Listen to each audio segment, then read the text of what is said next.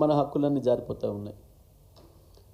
చంద్రబాబు నాయుడు గారు ముఖ్యమంత్రి అయిన తర్వాత ఒక పథకం ప్రకారం తెలంగాణను మళ్ళీ మోసం చేసే ప్రయత్నం, తెలంగాణకు ద్రోహం చేసే ప్రయత్నం, తెలంగాణ నీళ్లను దొంగిలించుకుపోయే ప్రయత్నం మొదలైంది.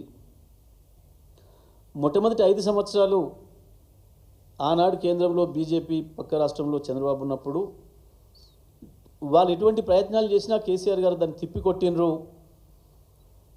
నాగార్జున సాగర్ పైన పూర్తి స్థాయిలో మనమే కంట్రోల్లో పెట్టుకున్నాం. మనకు అవసరమైన ప్రతి సందర్భంలో నీళ్ళు తీసుకున్నాం. మన హక్కులు మనం కాపాడుకున్నాం.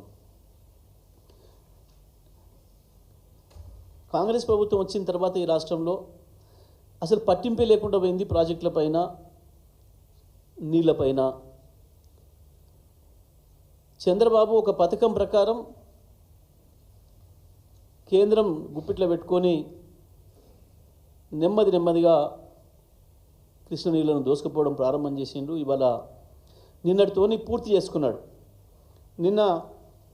ఇవాళ అనేక పత్రికల్లో వార్తలు వచ్చినాయి. సరే, కొంత తెలుగు మీడియాలో ఎక్కువగా రాయలేకపోయారు. ఎందుకనంటే రేవంత్ రెడ్డి గారికి ఇబ్బంది జరుగుద్దని చెప్పి ప్రధాన పత్రికలకు అది వార్తగా కనపడలేదు, రాయలేదు. ఓకే, కానీ దాగదు కదా సత్యం. నాగార్జున సాగర్ ప్రాజెక్టు పైన తెలంగాణ పోలీసులను ఏం లేకుండా ఎలగొట్టి ఆంధ్ర పోలీసు వాళ్ళు కంట్రోల్లో తీసుకున్నారు. సిఆర్పిఎఫ్ బలగాలు. సిఆర్పిఎఫ్ అనగానే సెంట్రల్ ఫోర్సే కదా అని మాట్లాడతారు. నిజమే, తెలంగాణకు సంబంధించిన ములుగులో ఉన్న ఫోర్సెస్ ఇన్ని రోజులు ఇక్కడ ఉంటే ఎందుకు వాటిని నిన్న ఎలగొట్టి ఆంధ్రప్రదేశ్లో ఉన్న విశాఖ బెటాలియన్ తీసుకొచ్చి పెట్టిండ్రు? నాగార్జున సాగర్ను పూర్తిగా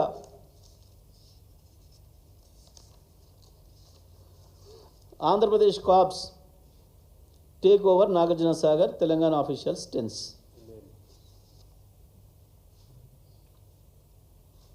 Andhra Pradesh corps take over Nagarjuna Sagar, Telangana officials tensed. ఇది నిన్న జరిగింది. అంటే నాగార్జున సాగర్ను పూర్తిగా ఆక్రమించుకునే పని చంద్రబాబు నాయుడు గారు విజయవంతంగా పూర్తి చేసిండ్రు. ఇది నిన్న జరిగిన పని. తెలంగాణ ఉన్న రోజులు అడుగు కూడా పెట్టనీయలే వాళ్ళని మనం కేసీఆర్ గారు. అప్పుడు కూడా ఒకసారి ప్రయత్నం చేసిండు చంద్రబాబు నాయుడు. వాళ్ళ ఫోర్సెస్ని పంపించే ప్రయత్నం చేసిండు. తన్ని తరిమేసిండ్రు మన పోలీసు.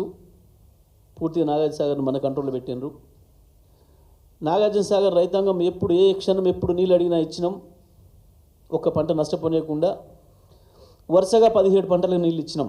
నాగార్జున సాగర్ చరిత్రలో 65 ఏళ్ళ నాగార్జున సాగర్ హిస్టరీలో వరుసగా నీళ్ళు ఇచ్చినాం. అది గోదావరి నీళ్ళు కావచ్చు, కృష్ణ నీళ్ళు కావచ్చు. ఈ ప్రభుత్వం కనీసం సోయి కూడా లేకుండా ప్రవర్తించింది. రేవంత్ ప్రభుత్వం వచ్చిన కొద్ది రోజుల్లోనే కేఆర్ఎంబి చేతిలోకి తీసుకుంటుంది అనే విషయాన్ని మా నాయకుడు కేసీఆర్ గారు చెప్పేంతవరకు కూడా ఈ ప్రభుత్వానికి సోయి లేదు. కేసీఆర్ గారి ఆదేశాల మేరకే, వారికి వచ్చిన సమాచారం మేరకు మేమందరం కూడా ఆ రోజు మాట్లాడినాం.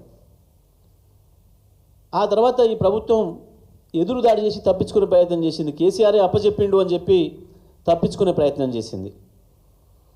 కానీ కేసీఆర్ ఎప్పుడైతే నల్లగొండలో 1,00,000 మందితోని సభ పెట్టి ఒక్కసారి గర్జించిండ్రో, ప్రభుత్వం తోక ముడిచి తెల్లవారి అసెంబ్లీలో తీర్మానం పెట్టింది.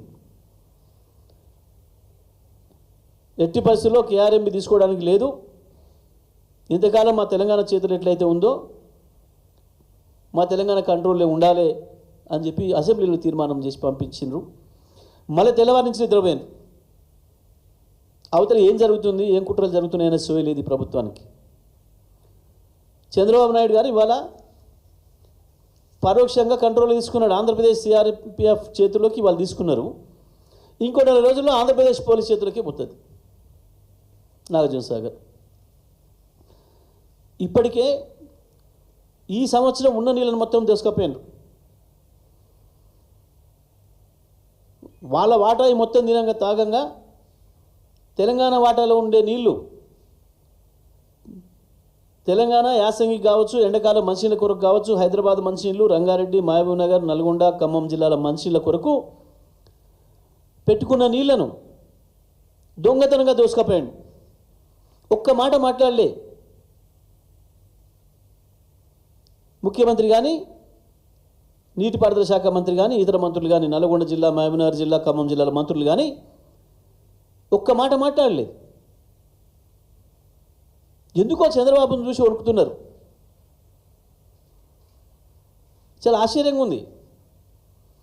వాళ్ళ పార్టీ అధిష్టానాల కంటే ఎక్కువ